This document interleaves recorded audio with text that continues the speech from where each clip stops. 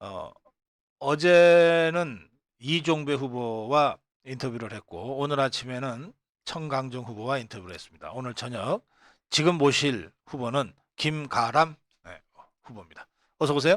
안녕하십니까 박사님. 네, 지난번 전대 때 저희들 한번 모셨던 적이 있는데, 네, 박사님 그때 컷오프도 전이었거든요. 예, 큰 도움 돼가지고 그때 또 본선에 어, 진출해서 어, 예, 마이크 감사히. 잠깐 좀 당겨주세요. 예, 예, 예, 그러세요. 네, 예, 오랜만에 나오셨으니까 우리 시청자들께 인사 한 말씀 부탁합니다. 네. 이번에 또 보궐선거에 출마하게 됐습니다. 최고위원 후보 김가람입니다. 예, 음. 지난번에는 청년 최고위원이었던가요? 네, 그랬었습니다. 그래, 근데 이번에는 그냥 최고위원. 연속해서 지금 몇 달 만에 최고위원에 두 번째 도전하시는데, 왜 자꾸 최고위원에 도전하시는 건가요? 사실 그 부분이 네, 마음에 뭐 걸리기도 했습니다. 네, 텀이 짧기도 했고요. 네, 그래서 결심이 마지막까지 늦어지기도 했는데요. 네. 제가 전당대회 끝나고 나서 또 청년 대변인으로 활동하면서 어허, 또 가까이에서 지도부를 또 지켜볼 수 있는 기회가 있었습니다. 그래서 네, 그럼에도 불구하고 우리 지도부가 나아가는 방향을 보니까 제가 청년 최고위원으로 출마하면서 가졌던 그 초심을 잃지 않고 이 팀과 함께라면 또 나의 역할이 있겠구나 하는 또 그런 생각이 또 더 강해지기도 했습니다. 네, 그래서 그래요. 또 이렇게 또 마음 먹게 됐습니다. 네, 네. 전당대회에서 떨어진 후에 청년 대변인으로 활동을 하신 건가요? 예, 예, 그렇게 또. 그 활동 경험도 도움이 많이 됐습니까? 네, 저에게는 아주 또 필요한 시간이었던 것 같습니다. 예, 운 좋게도. 예. 예. 그 당시에 그 득표에 네. 대해서는 그 후보로서는 어떤 그 느낌을 가지셨나요?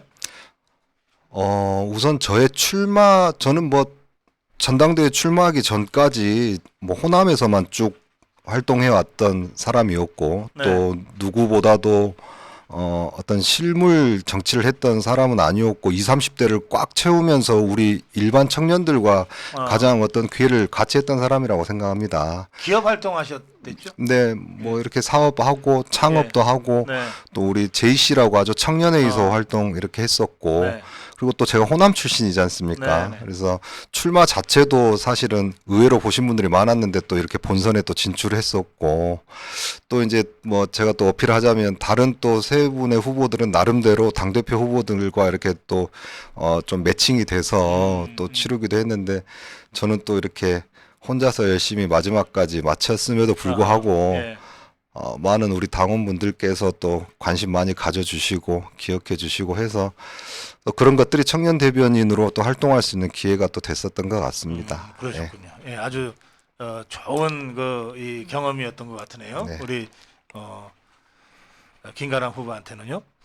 근데 이제 두 가지 말씀하셨어요. 청년 활동을 쭉 했다. 또 호남 출신이다.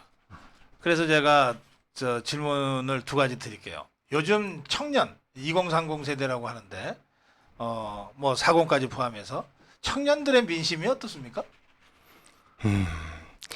특히 이제 저도 40대에 네. 접어들었거든요. 우리 당이 특히 최근에 우리 김남국 코인게이트 이런 어. 것들을 겪으면서도 40대의 지지율이 올라오지 않는 거에 대해서 굉장히 저도 안타깝게 생각하고 저쪽은 떨어지고 있고. 있는데. 네네. 네. 그래서 사실 또 출마하게 된 큰 계기도 됐습니다. 네. 저는 우리 당에서 호남 40대, 우리 당이 어떻게 보면 가장 취약한 그 상징이기도 하지 않습니까? 네. 그걸 어떻게 극복하기 위해서는 또 제가 어떻게 보면 그 상징인 제가 또 역할이 있겠다 그런 네. 마음이기도 해서 참 쉽지 않겠지만 네. 또 그 상징인 제가 또 나서서 어떤 있어야 할 곳이 아니라 필요한 곳에 또 가야겠다 그런 마음이기도 합니다. 예. 그래서 근데 저 더불어민주당 쪽에 2030이 아주 현저하게 지금 떨어져 나가고 있잖아요. 네, 근데 예. 왜 이 국민의힘 쪽으로 안 오는 것 같습니까? 우리가 좀 대안을 제시할 수 있으면 참 좋겠는데요. 네. 2030들은 아무래도 어떤 좀 더 현실적인 것 같아요. 과연 이 정당이 또 솔직한가, 네. 또 나의 삶과 과연 정말 직결되는 것인가. 네.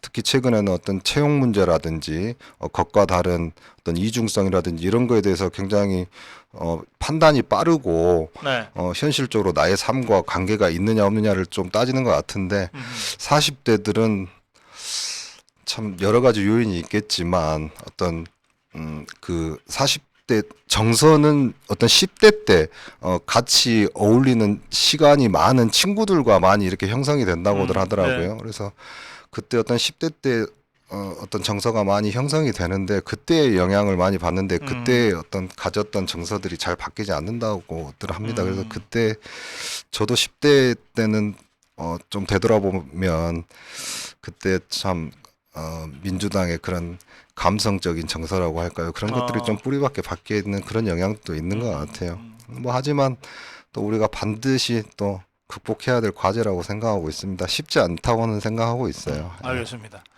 그 아까 저 2030 MZ 세대들이 상당히 현실적이고 또 여러 가지 현안에 대해서 이제 민감하게 반응하고 그렇게 이제 설명하셨잖아요. 그러면 최근에 이 국민의힘에서 또 윤석열 정부에서 검토하고 있는 것들은 그 MZ 세대한테 좀 소구력이 있을까요? 예를 들어서 토익 유효기간 연장 얘기도 나왔고 예비군 상권 보장 얘기도 나오고 뭐 이런 것들을 어쨌든 국민의힘 쪽에서 지금 뭘 아이디어 차원에서건 또는 이 입법 차원에서건 지금 하고 있잖아요. 제가 청년 대변인으로 활동하면서 네. 굉장히 의미 있게 활동했던 것들이 제가 이것 또한도 제가 최고위원으로 다시 출마하게 된 계기이기도 합니다. 네. 김기현 대표님께서 굉장히 호남과 청년의 진정성이 있다. 네. 청년국이 부활됐고 방금 말씀하신 그런 정책들이 청년 정책 네트워크라고 우리 당의 20대, 30대들이 주축이 된 또 우리 당이 아닌 청년들이 또 직접 참여해서 만든 청년들이 직접 만든 정책들입니다. 그래서 저는 네. 우리 청년들이 직접 청년 정책을 발굴하고 개발하고 또 발표하는 이런 것들이 굉장히 의미 있구나 이런 것들을 몸소 체험을 했거든요. 네. 그래서 이런 것들이 아주 뭐 큰 파괴력 있는 카운터펀치는 아니겠지만 네. 청년들이 직접 참여해서 직접 그들에게 맞는 정책들을 개발하고 발표하고 이런 과정들이 반복된다면 저는 분명히 또 우리 청년들에게 또 사랑받을 수 있는 정당이 될 수 있다고 보고 실제로 이런 것들은 우리 기성세대들은 조금 뭐 새롭게 들리실지 모르겠지만 청년들에게는 지금 상당히 좋은 반응들을 얻고 있다고 저는 알고 있습니다. 예, 그래요. 좋은 경험이었습니다. 예.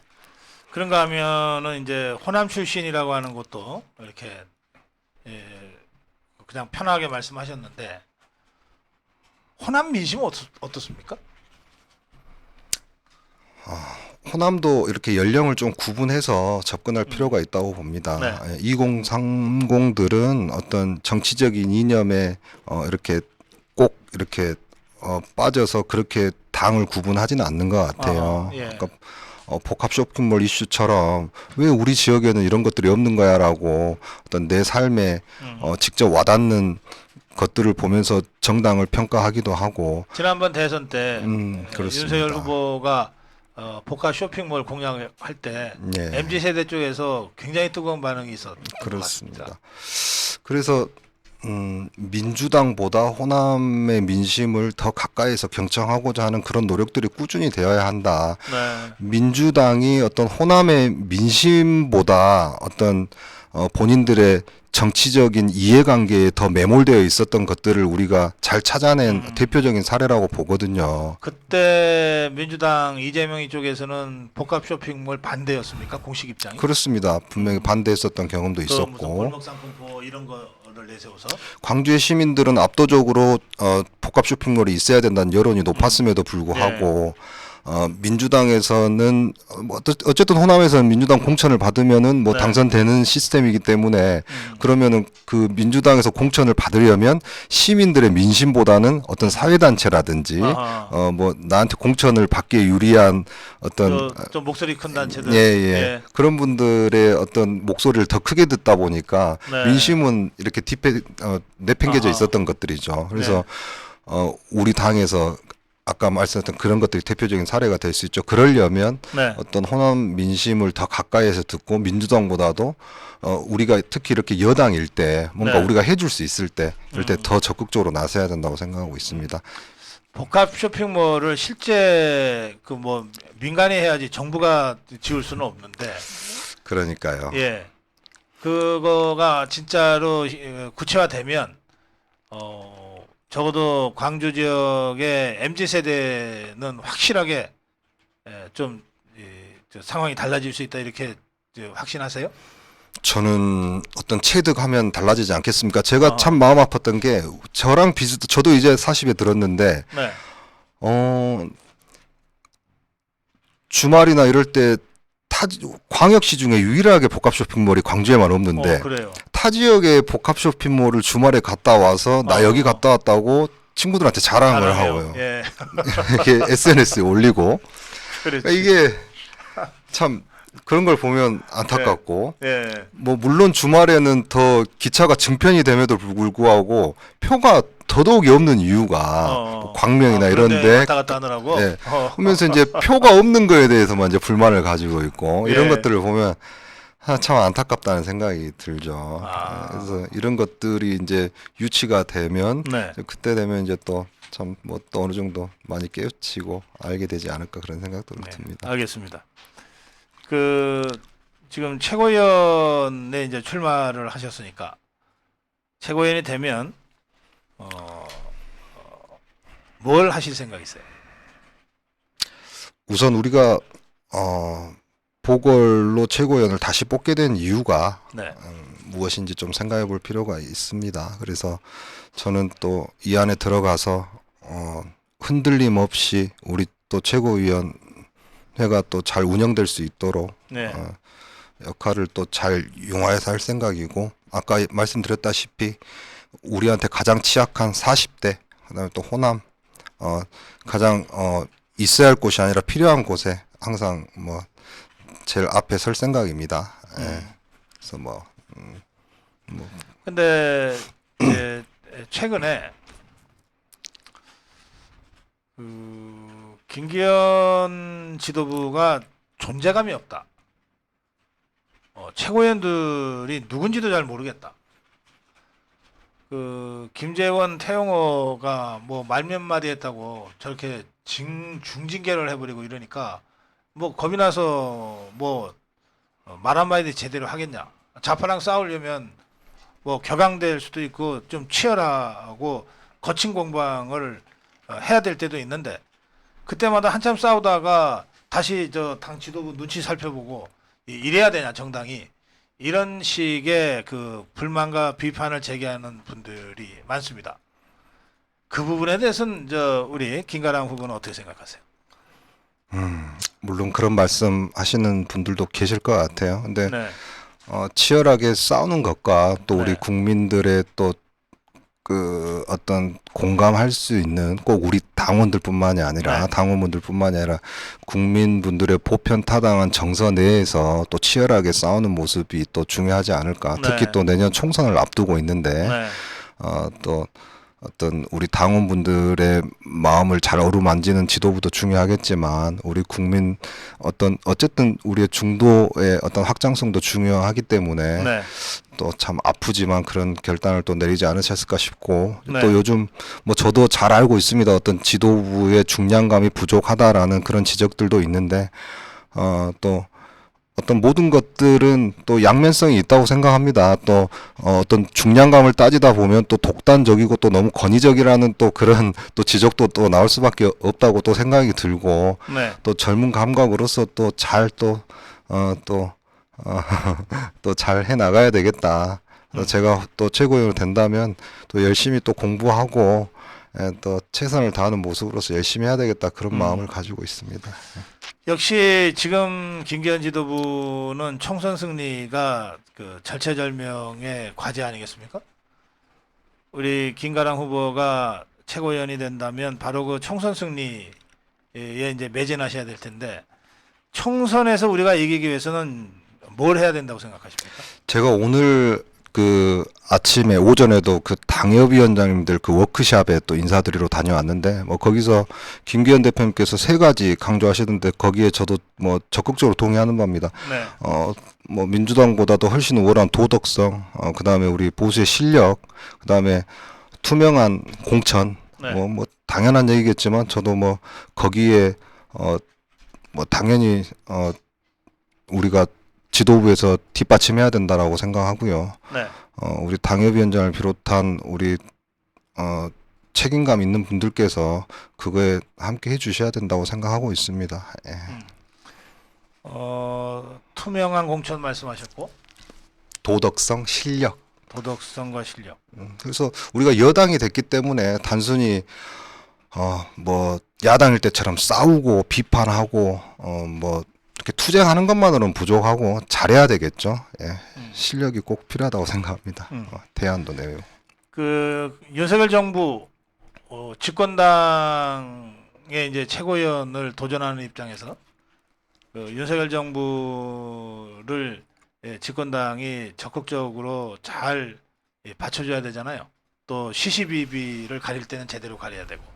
윤석열 정부에 대해서 1년이 지났는데 어떻게 평가하고 계십니까?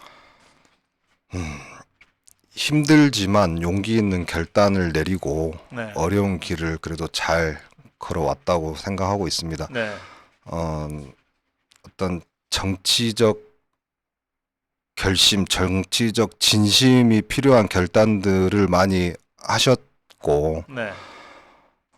거기에 따라오는 어떤 많은 어려움이 있었지만, 그래도, 여기까지 왔으니까 네. 앞으로는 국민들을 더 설득하는 그런 과정들에 조금 더 노력한다면, 네. 더 나은 뭐 2년, 3년 차가 남지 않았을까 그렇게 기대하고 네. 당연히 우리 당은 그거를 위해서 최대한 뒷받침하고 같이 국민들한테 인정받기 위해서 최대한 노력해야 된다고 그렇게 생각하고 있습니다.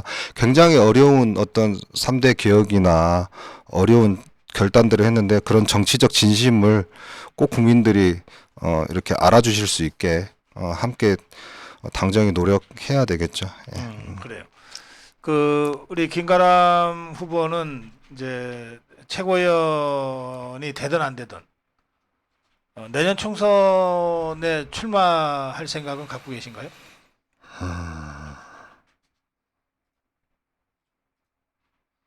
아직 결론이 안 났습니까? 뭐 고민을 많이 하는 편인 것 같습니다. 예. 만약에 출마하신다면 호남 출마입니까? 아니면 불사하고 있습니다. 예. 네, 출마를 한다면 호남에서 정면 돌파한다. 그것보다도 네. 우선 호남에 출마하더라도 가능성이 있다. 네.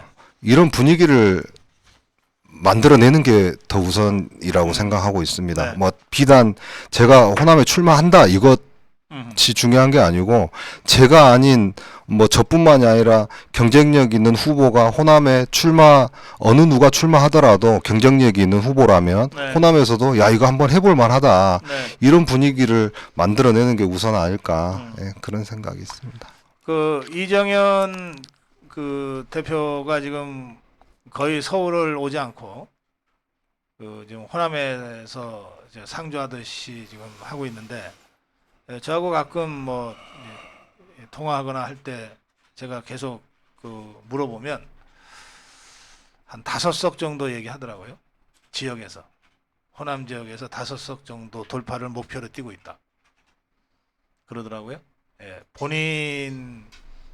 본인만 돌파한다고 생각하면 크게 어려울 것도 없다. 자기가 이미 2번씩이나 돌파를 했기 때문에 나 하나만 생각한다면 뭐 크게 어려울 것도 없는데 이번에 호남에서 지역구 5석을 목표로 지금 호남 전역을 돌고 있다 그러더라고요.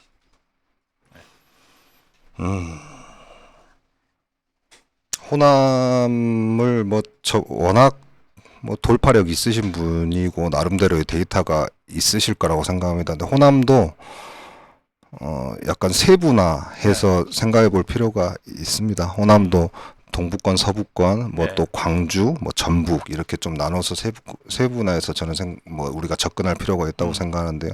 뭐 아시다시피 호남 중에서도 동부권, 여수, 순천, 광양 이쪽은 지리적으로 약간 동쪽 그다음에 저 경남이랑 가깝기 때문에 전략적으로 조금 네. 더 유리하다고 보여질 수 있고 그렇다면 우리 당에서 또 그쪽은 어떻게 접근할 것이냐. 서부 쪽은 사실상 뭐 지금까지는 그쪽에서 사실 당선된 적은 단 한 번도 없었거든요. 광주도 마찬가지고 네. 뭐 김대중 전 대통령의 정치적 고향이기도 하고 뭐 이쪽은 뭐 그 왼쪽으로는 이제 뭐 바다니까요. 그다음에 광주는 또 5.18을 겪은 또 지역이고 뭐 전북은 또 뭐 충청도나 이쪽으로 또 인접해 있지 않습니까? 그래서 이런 것들을 잘 세분화해서 전략적으로 접근을 해야 된다. 그래서 광주나 저 전남 서부권 같은 경우에는 우리가 정말로 정성을 다해서 시간을 오히려 갖고 이렇게 네. 접근하는 게 맞고 가능성 있는 곳에는 우리가 또 전폭적으로 지원을 하고 조금 더 중도적인 메시지를 내고 뭐 이런 식으로 뭐 이렇게 해 나가는 뭐 방법 뭐 알겠습니다. 아마 생각하고 계실 거라고 생각합니다. 네. 저희가 그 이정배 후보나 청강정 후보에게 딱 21분 인터뷰를 해서 네. 예, 이제 김가람 후보와의 인터뷰도 여기서 마무리해야 되겠습니다. 마무리 인사 말씀. 예, 뭐 나왔던 후보가 또 나왔다고 생각하실지 모르겠습니다. 하지만 제가 청년 대변인으로 활동하면서 이 지도부에서 반드시 내가 해야 할 역할이 있다라는 확신을 갖게 됐습니다. 제가 이 지도부에 들어가서 분명히 필요한 역할이 있다고 생각하고 열심히 해서 우리 총선 승리 그리고 윤석열 정부의 어떤 성공을 위해서 최선을 다하도록 하겠습니다. 감사합니다. 예, 고맙습니다. 말씀 잘 들었습니다. 예.